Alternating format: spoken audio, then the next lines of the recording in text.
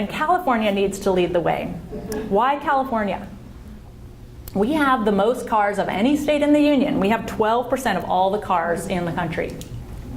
We also have the worst air. For 17 out of 18 years, the American Lung Association has rated California the absolute worst air quality.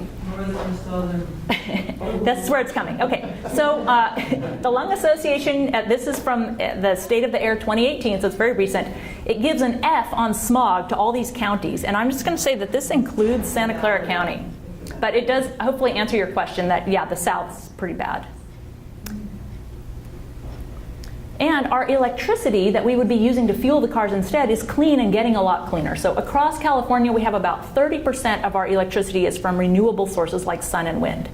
And then we also have these cool things that probably a lot of you are familiar with called community choice aggregations or aggregators or CCAs. And you can see by this map that a lot of counties are starting to have CCAs, including Santa Clara and San Mateo.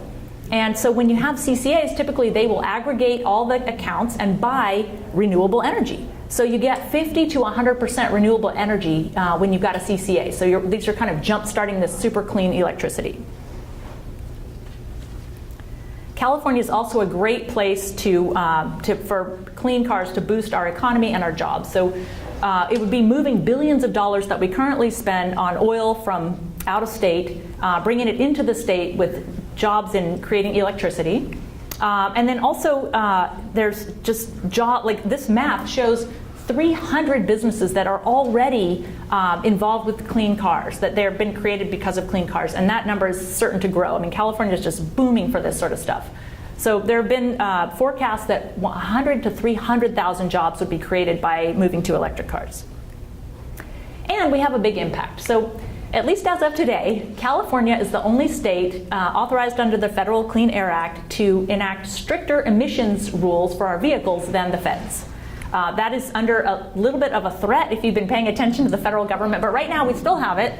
And if we do that, the 9 states you see here in orange, they typically adopt California's commitments to certain percents of zero emission vehicles, or ZEVs. These are called the ZEV mandate states. And together they make up 28% of all the new vehicle sales in the US. So that's pretty impactful. So to recap, California really needs to be the leader.